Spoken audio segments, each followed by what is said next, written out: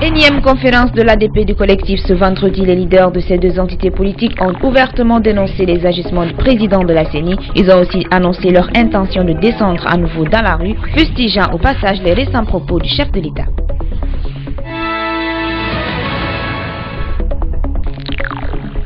Le volet judiciaire de ce dossier a rebondissement après la comparution du commandant Alpha Oumar Boffa Diallo alias AOB. Ce vendredi, ce fut le tour de Jean-Guy Lavogui de passer à la barre. L'accusé s'est dit victime d'une machination et a nié en bloc les faits qui lui sont reprochés.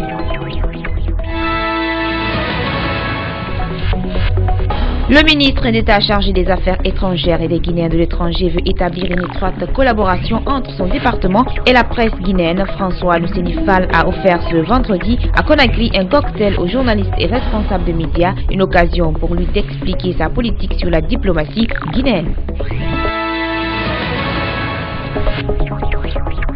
Le gouvernement fait de la construction des routes nationales et des voiries urbaines une de ses priorités en cette année 2013.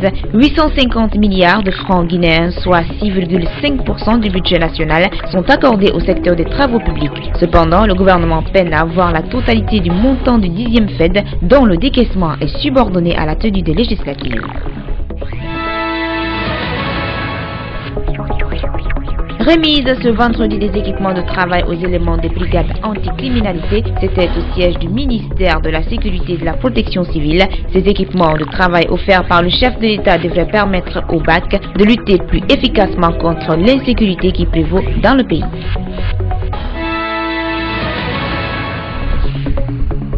Les engins à deux roues semblent avoir le vent en poupe tant à Conakry qu'à l'intérieur du pays, une situation qui n'est pas sans conséquence. Des accidents souvent mortels liés à l'utilisation de ces engins font légion, d'où une campagne de sensibilisation pour le port obligatoire du casque lancée par la Direction centrale de la sécurité routière.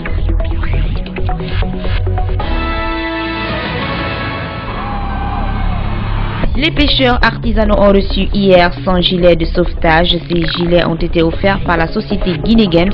Ils devraient permettre de sécuriser les pêcheurs et les passagers qui empruntent les barques pour les différentes traversées. La cérémonie de remise de ces gilets a eu lieu ce vendredi au port de pêche artisanal de Boulbini.